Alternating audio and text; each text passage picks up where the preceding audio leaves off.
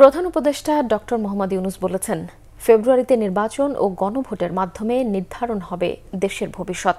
তিনি জানান, নির্বাচন ও সংস্কারের জন্য সবকিছু প্রস্তুত।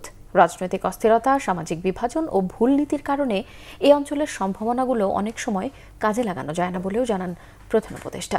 বিস্তারিত জানাচ্ছেন Sikandar রেমান।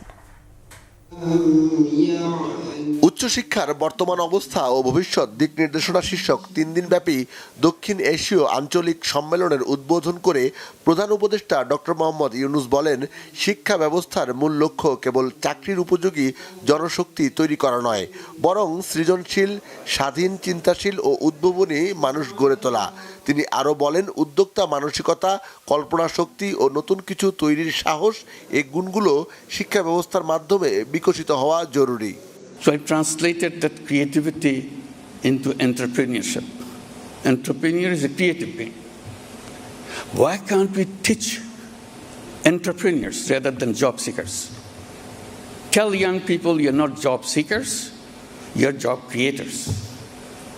You're agents of change.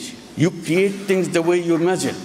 সম্মেলনে যুক্তরাজ্য, মালদ্বীপ, মালয়েশিয়া, নেপাল, পাকিস্তান, শ্রীলঙ্কা সহ বিশ্বের বিভিন্ন দেশ ও বিশ্বব্যাংকের প্রতিনিধি সহ মোট 30 জন আন্তর্জাতিক প্রতিনিধি অংশগ্রহণ করেছেন। ডক্টর ইউনূস বলেন, ছেলেদের পাশাপাশি নারীদেরও সমানভাবে এগিয়ে যেতে হবে। তিনি জানান, আগামী ফেব্রুয়ারিতে নির্বাচন, ভোটের মাধ্যমে নির্ধারিত হবে ভবিষ্যতের Bangladesh. Now is election time. The election is coming up on 12th of February. The uprising tore apart everything. They created their own charter, July Charter, to undo everything that we are stuck up with. So there will be referendum